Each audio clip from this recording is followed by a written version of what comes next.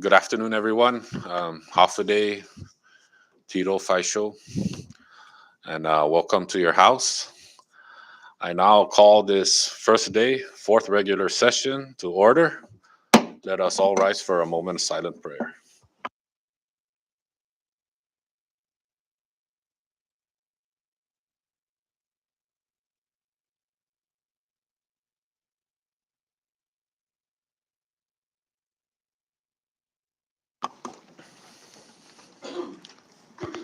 Thank you very much, colleagues.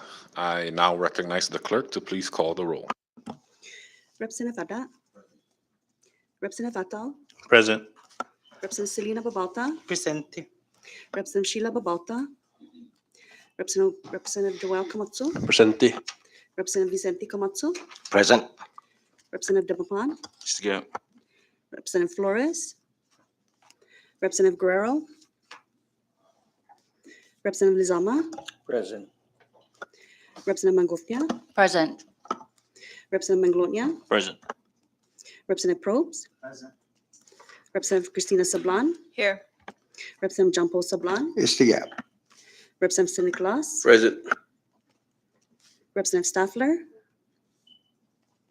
Representative Mr. Speaker, Present. Representative Youngtamay, Nyangi. Representative Yumo. Present. Mr. Speaker, 16 members are present and 4 members are absent. Thank you, clerk. With 16 members present, that constitutes a quorum to move forward with today's session. Please take note that Representative Joseph Lee Pon Guerrero, Representative Sheila Babalta, Representative Joseph Flores, and Representative Leila Staffler are hereby excused for today's session. We now move down to item number 2 for public comments, and the floor is open. Please state your name and the entity that you represent. Floor is open. You'll be given 3 minutes, and if any other visitor in the gallery would yield their time, then you may proceed forward. Thank you.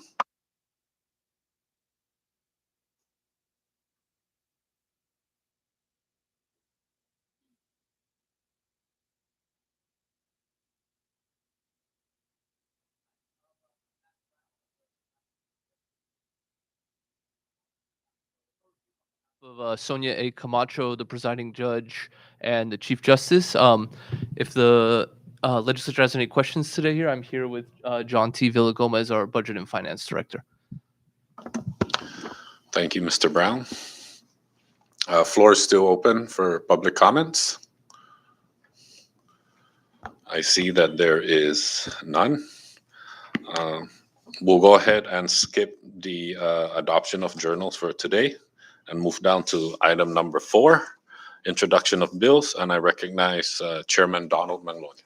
Thank you, Mr. Speaker. Officially introducing House Bill number 22-116 to make appropriations for the operations and activities of the government of the Commonwealth of the Northern Mariana Islands, its agencies, instrumentalities, and independent programs, and to provide budget authority for government corporations for fiscal year 2023 and for other purposes, pre-filed by myself and several others, and it is open for co-sponsorship. Thank you.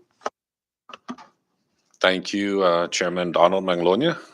I would now like to recognize the floor leader for the placement of House Bill number 22-116 on today's bill calendar. Floor leader. Thank you, Mr. Speaker. And so we're in line with the rules. I move to, I offer motions to suspend Rule 9, Section 8, referrals of bills and resolution on the bill calendar today. So move. A motion has been made by the floor leader to suspend pertinent rules for the placement of House Bill 22-116 to be placed on today's calendar, and it has been seconded. Any discussion? Ready? All right. All in favor of the motion proposed by the floor leader, please say aye. All opposed, please say nay. The ayes have it. House Bill 22-16 is hereby put on calendar for action today. Thank you, members. We'll now go ahead and skip down to Item number 7, Senate Communications, and I recognize the clerk. Thank you, Mr. Speaker. Under item 7, Senate Communications, we have Senate Communication 22-105 through 22-110. Thank you, clerk. I now like to recognize the floor leader for the proper motion. Thank you, Mr. Speaker, and I'll offer a motion to accept Senate Communication 22-105 through 110 to become the property of the House. So moved. A motion has been made by the floor leader to accept Senate Communications, and it has been seconded. Any discussions? Ready? Okay, thank you, colleagues. All in favor to accept Senate Communications, please say aye. All opposed, please say nay. The ayes have it. Senate Communications are hereby accepted. For Senate Communication 22-108, returning House Concurrent Resolution number 22-2 as amended to SD1, will be placed on the resolution calendar for action today. And Senate Communications 22-109 will be referred to the Committee on NR. Thank you, colleagues. We'll now go ahead and skip down to the resolution calendar. And I now recognize the floor leader for the motion to adopt the House Concurrent Resolution. Thank you, Mr. Speaker, and I'll offer a motion to adopt House Concurrent Resolution number 22-2 SD1, a House Concurrent Resolution to approve the revenues and resources of the Commonwealth of the Northern Mariana Islands as identified pursuant to Article 3, Section 9A of the Constitution as amended, and 1 CMC Division 7 for fiscal year 2023, beginning October 21st, 2021 through September 30, 2023. So moved. Thank you for that, floor leader. Motion has been made by the floor leader to adopt House Concurrent Resolution number 22-2 SD1. Any discussion? Recognize Representative Manglonia. Thank you, Mr. Speaker. As chairman of the Ways and Means Committee, we would like to just mention for the record that we concur with the changes made to the concurrent resolution, and it is reflected in the House Bill 22-116. These are just corrections made to clarification on what is owed. And so after receiving these amortization schedule and getting clarification that these figures that's reported on here matches what is being reported in the further down in the governor's budget submission, that those numbers equal the same. And so with that, the committee proceeded with the budget preparations with these figures in mind. And so with that, I just want to mention that for the record, and we support the House Concurrent Resolution 22-2 SD1. Thank you. Thank you, Representative Manglonia. Any further discussions? Ready? Again, for the motion to adopt House Concurrent Resolution 22-2 SD1, and just to make it clear, it was seconded. That motion was seconded. So the members being ready, I now recognize the clerk to please call the roll. Representative Adda? Yes. Representative Ato? Yes. Representative Selena Babalta? Ungan. Representative Joel Komatsu? Ungan. Representative Vicente Komatsu? Yes. Representative Demapan? Good. Representative Lizama? Yes. Representative Mangovnia? Representative Mangalonia? Representative Probes? Yes. Representative Christina Sablan? Yes. Representative John Paul Sablan? Ungan. Representative Sinicolas? Yes. Representative Yang Tamay? Aware. Representative Yumo? Yes. Mr. Speaker? Yes. Mr. Speaker, all 16 members present voted yes. Thank you, clerk. With all 16 members present voting yes, House Concurrent Resolution 22-2 SD1 is hereby adopted. We'll take a quick recess, colleagues.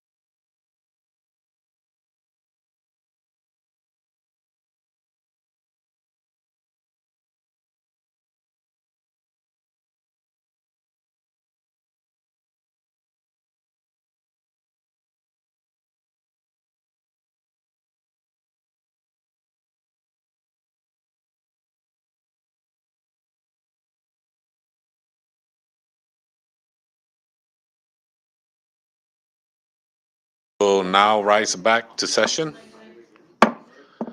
Before we went on recess, we were on the resolution calendar and we adopted House Concurrent Resolution 22-2 SD1. I'd now like to proceed down to the item number 16, the bill calendar, and I'd like to recognize the floor leader for the proper motion to pass House Bill 22-116. Floor leader. Thank you, Mr. Speaker. And before I do that, I offer a motion to suspend Rule 7, Section 9, Committee Reports and Other Documents, and Rule 9, Section 9 and 10, first on reading of bills and resolution. So move. A motion has been made by the floor leader and has been seconded. Any discussions on the floor? Ready? Okay, all in favor of the motion offered by the floor leader, please say aye. All opposed, please say nay. The ayes have it. Motion hereby passes. So now we'll go ahead and I recognize the floor leader. My apologies. Thank you, Mr. Speaker. And I'll offer a motion to pass House Bill number 22-116, a bill for an act to make appropriations for the operation and activities of the government of the Commonwealth of the Northern Mariana Islands, its agencies, instrumentalities, and independent programs, and to provide budget authority for the government corporations for fiscal year 2020-23. So, and for other purposes. So move. Thank you, floor leader. A motion has been made by the floor leader to pass House Bill number 22-116, and it has been seconded. Discussions on the floor. Recognize Representative Donald Magnolia. Thank you, Mr. Speaker. I'd like to make a motion to substitute House Bill 22-116. And this would be just to change Schedules A through C to make some corrections on certain business units and figures. So move. Thank you, Representative Magnolia. Recognize Representative John Paul Sabla. Thank you, Mr. Speaker. My apologies. Just wanted to ask our good chairman, do we have that substitute before us that is offering? My apologies. I may not have it before me.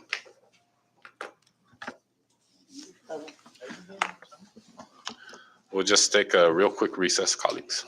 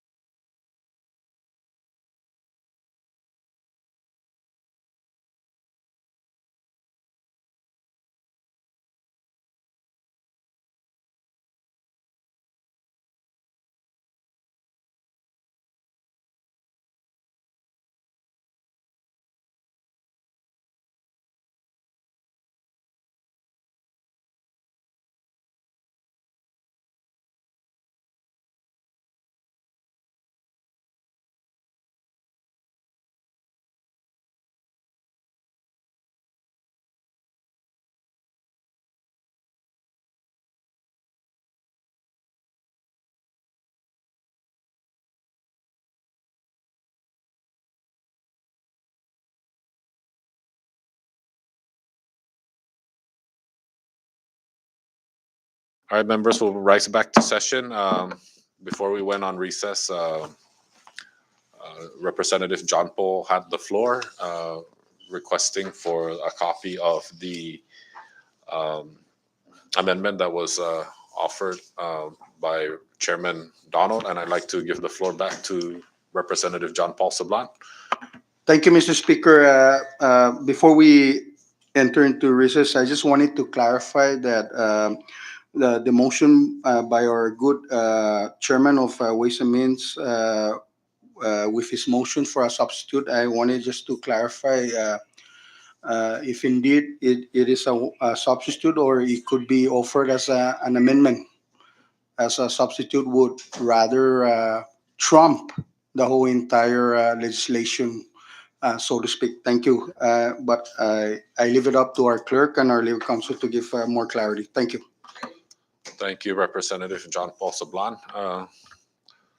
Representative Manglonia.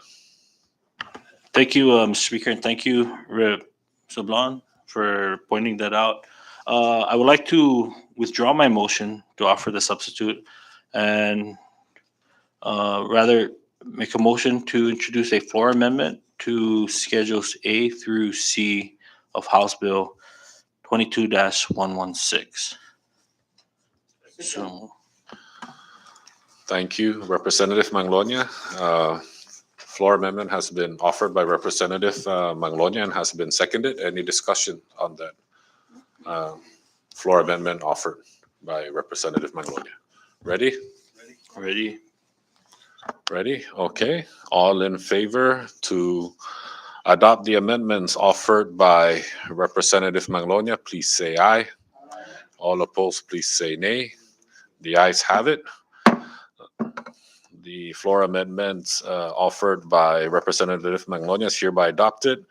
And now we move back to the main motion on House Bill number 22-116 HD1. Further discussions. Recognize Representative Tina Sablan. Thank you, Mr. Speaker. I'd like to also offer a floor amendment to House Bill 2216, and this amendment would be for page 38, line 3. So for the provision on the Medicaid program, at the end of the sentence, insert the following language: provided further that for fiscal year 2023, pursuant to the request of CNMI Medicaid, with the concurrence of the Office of Personnel Management, notwithstanding any other law to the contrary, all of the 12 NOPs for the Medicaid Enterprise Systems and Health Information Technology funded under Business Unit 1981 shall be accepted service contract employees. Consistent with the intent of the foregoing amendments, I also move to allow the legal counsel with the House Clerk to make further non-substantive technical amendments that are strictly necessary to effectuate the intent of this floor amendment prior to transmittal. I so move. I second. Thank you, Representative Tina Sablan. A floor amendment has been offered by Representative Tina Sablan. I'm sure you all have the copies. And it has been seconded. Discussion on that floor amendment. Ready? All in favor to adopt the floor amendment offered by Representative Tina Sablan, please say aye. All opposed, please say nay. The ayes have it.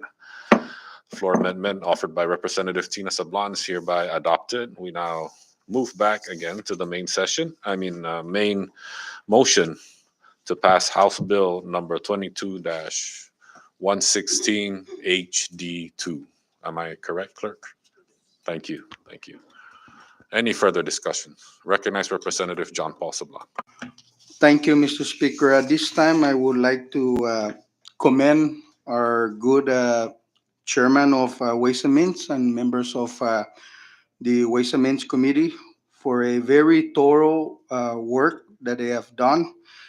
I like to thank also our colleagues here this afternoon, as it is very important that we must pass a product so that our counter colleagues up in the Senate could also review before the end of September 30. So I just wanted to commend our good chairman with the hardworking Committee of Ways and Means for the very thorough work that they have done that provided this August body with a product that we can proceed on. Thank you, Mr. Chairman, Mr. Speaker. Thank you, Representative John Paul Sablan. I recognize Representative Selena Babauta. Thank you, Mr. Speaker, and I want to echo my colleague, Representative John Paul Sablan. I want to commend the chairman, Representative Donald Magnolia, for his patience and leadership in guiding us through the budget process. Many of you did not know that some of them, including the chairman, had to stay here up until 2 a.m. this past week trying to work on the schedule. It wasn't an easy task this budget season, given the administration's decision to zero out the operations for the entire CNMI government. And we had to look for funding to try and put it, general revenues to try and restore that to the department. So I want to thank the Ways and Means Committee and most especially Chairman Donald Magnolia, as well as the LB staff. We had our fiscal analyst, TG Rabago. Our council stayed with us late into the evening, trying to work out the schedule that you see today. So I just wanted to say thank you. And thank you for the cooperation of our colleagues in adopting the concurrent resolution as well as passing House Bill 22116. Thank you. Thank you, Representative Selena Babauta. Leader Angel, did you have your hand up? I recognize Representative Angel Demapan. Thank you, Mr. Speaker. I just have one question or clarification to seek from the committee, Chairman Donald, just regarding Medicare referral. I know that it's structurally transferred from the governor's office to CHCC. And so we don't have any funding in this budget for Medicare referral according to this schedule. Are we leaving all of that to CHC revenues to support the Medicare referral program? Recognize Representative Donald. Thank you, Leader Angel and Mr. Speaker. I was going to go over the work that the committee did, and it should address how we plan to fund CHCC medical referral. Thank you, and I yield, Mr. Speaker. Thank you, Representative Angel Demapan. Thank you, Chairman Magnolia. Any further discussions? Recognize Representative Donald Magnolia. Thank you, Mr. Speaker, and thank you, colleagues. This work could not have been done without the hard work from all members of the committee as well as the LB staff. What I do want to talk about are some of the work that we did in putting before you a balanced budget, including the provisions that were proposed by members of the committee. And the reasoning behind it, and I open the floor to the members should they have questions after. The committee worked tirelessly in trying to present this balanced budget as we try to address every department and agencies, and this is after we've conducted budget hearings on all 3 districts. I just want to start off by first saying that some of the key areas that the committee had focused on in addressing the budget is the retirees is 25%, the operations of the government, healthcare, and education, as well as public safety. In addressing the retirees is 25%, the committee wanted to ensure that there was a source of funding that was identified to ensure that funding was available. In the past, we had the CDL, the Community Disaster Loan, that funded the 25%. However, because it was not identified in the governor's budget submission, the committee took it upon themselves to secure and identify these funds. These funds you see in the schedules were taken from the general fund. The next thing we focused on was FTEs, vacant FTEs, and removing all vacant FTEs. This reduced the funds that were needed for other allocations that the committee had made. In removing these FTEs, the committee identified available resources to ensure that those that are currently employed are fully funded, as well as provide some operational fundings to all departments and agencies.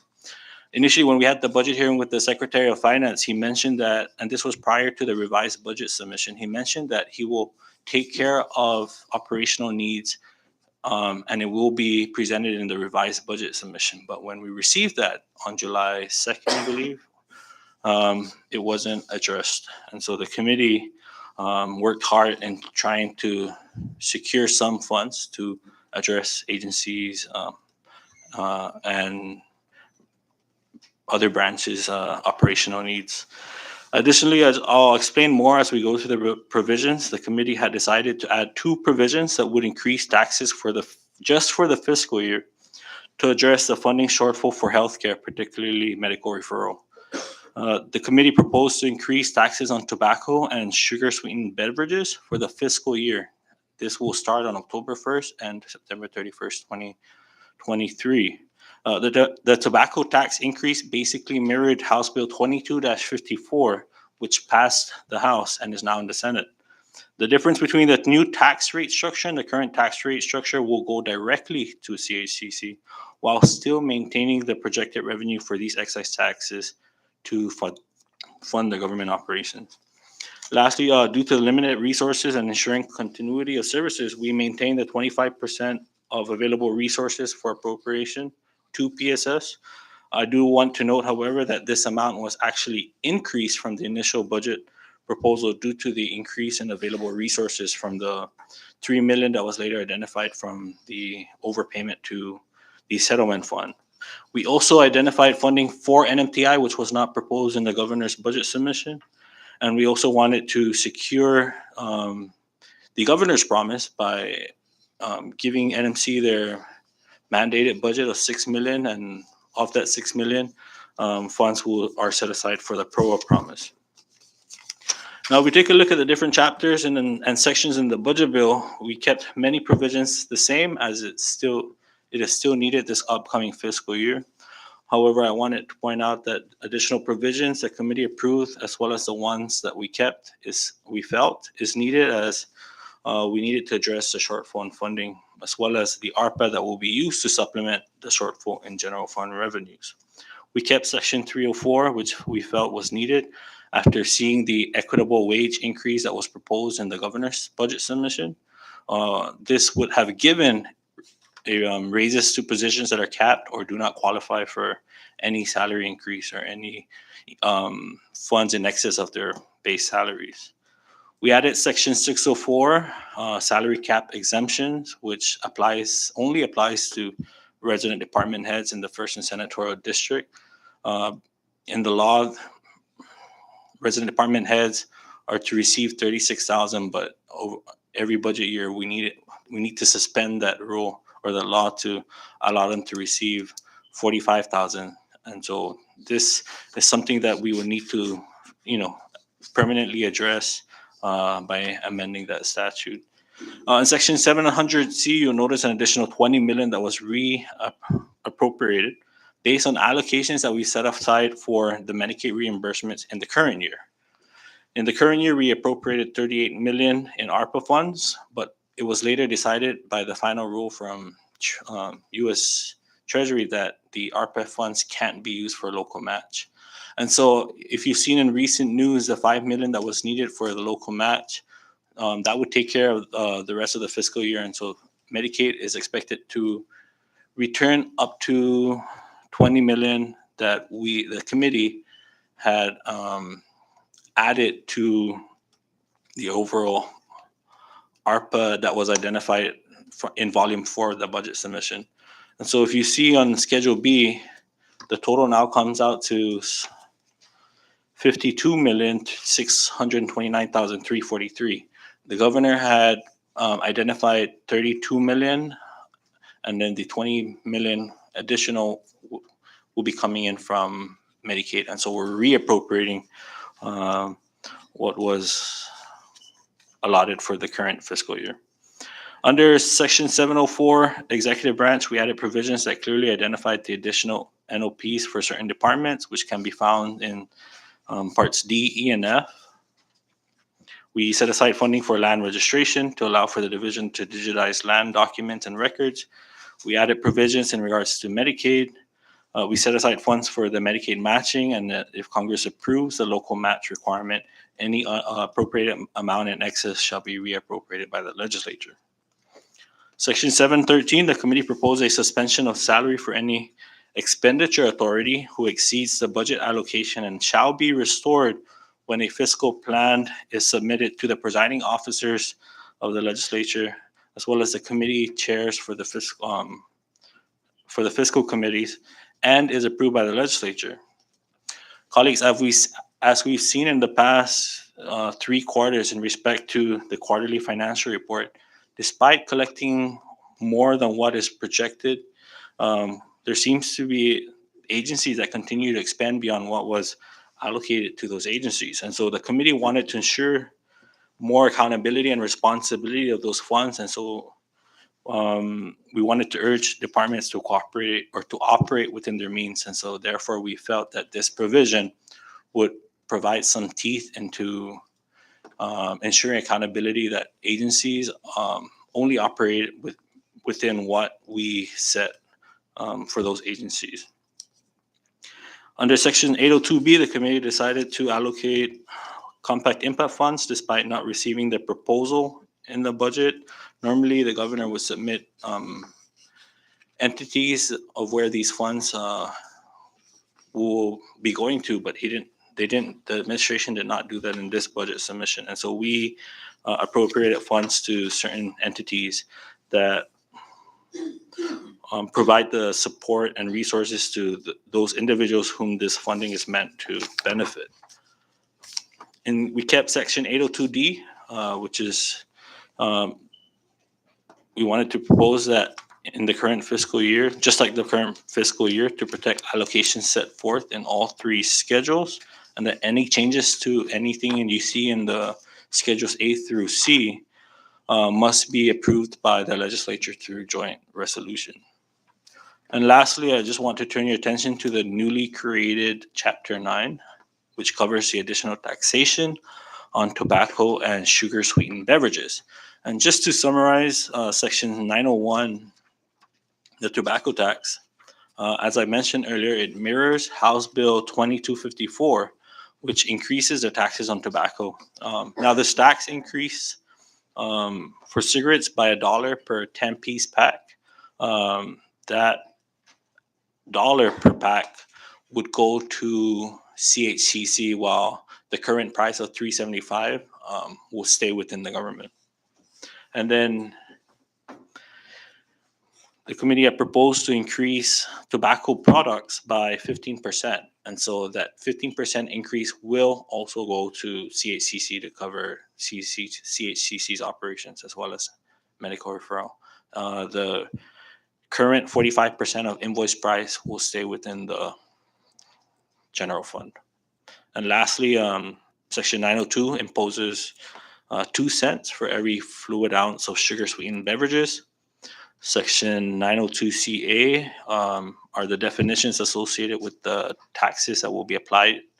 And Section 902CB identifies the tax rates and how it will be assessed. So the increase of the 2 cents per fluid ounce shall be remitted to CHCC. The increase of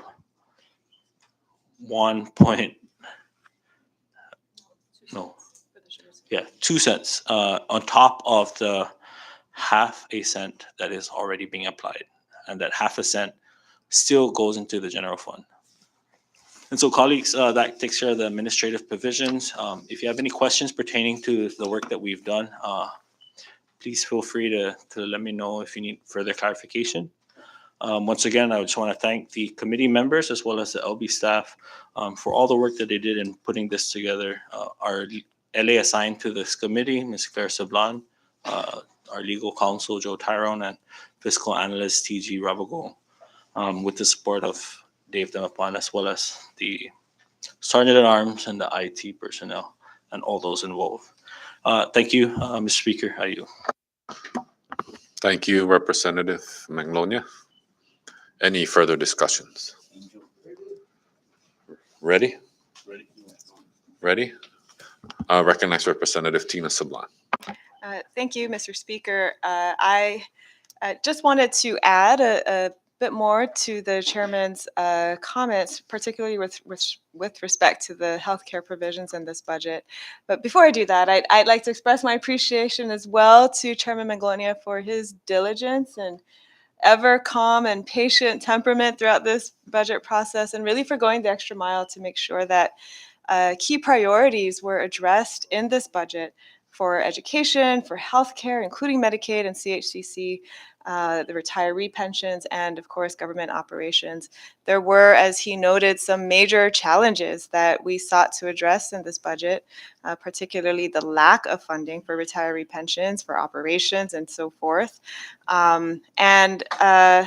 Yeah, on the subject of government operations, since zero was proposed by the administration from the general fund, as the chairman noted, we are still awaiting Finance's response to the subpoena duces tecum for, among many other items, the ARPA balances remaining for government operations for each of the departments and agencies. But in the meantime, there will at least be some funding from the general fund to support operations. I wanted to also note that the tobacco tax increase and the tax on sugar sweetened beverages, these are proposed by the committee pursuant to the governor's request in the budget transmittal letter, but also consistent with the recommendations that came out of the Fiscal Response Summit of 2020 and the Non-Communicable Disease Summit in July of this year. And these revenues, as the chairman said, will be directed to the Commonwealth Healthcare Corporation to support operations of CHCC and improvements in the delivery of healthcare, and for inter-island and off-island referral and the health network program, as well as preventive services and public health initiatives. The provisions for these taxes in this Budget Act are really, I guess, a streamlined version of what was proposed in the tobacco tax legislation that we passed in the House last year, and which is now still pending in the Senate. And then the SSB tax legislation that has been drafted over the years, has been evolving. But we did share the proposed language with CHCC and with other healthcare stakeholders just for their input. And I think one of the values of putting this in the Budget Act is that this gives us the benefit of time to work on permanent legislation while we assess the impact after a year, and of course generates revenue in the meantime during this fiscal year for healthcare in the Commonwealth. The Secretary of Finance will be required to report to the legislature on the taxes that are collected and remitted to CHCC. But for the members' information, based on the estimated projections that we've seen from both the governor's transmittal letter and the projections from revenue and taxation, we are looking at upwards of 5 to 7 million for CHCC for the fiscal year. And then I'd like to also note that funding is additionally allocated for the Commonwealth Healthcare Corporation from the outside source funds, including Compact Impact and tobacco settlement. Thank you, and I yield, Mr. Speaker.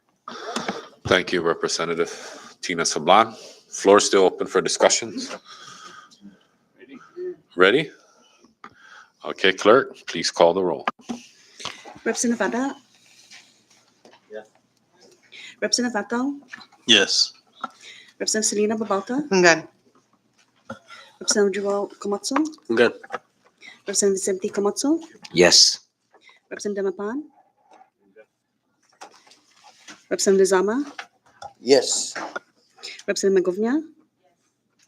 Representative Manglonia? Yes. Representative Probst? Yes. Representative Christina Sablan? Yes. Representative John Paul Sablan? Ngan. Representative St. Nicholas?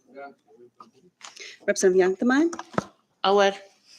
Representative Yumo? Yes. Mr. Speaker? Yes. Mr. Speaker, all 16 members present voted yes.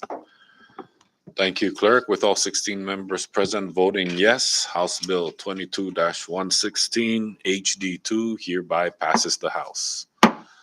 Thank you, colleagues. And as mentioned earlier, I now call for a recess for this session until Monday, August 29th at 1 p.m. Sessions in recess.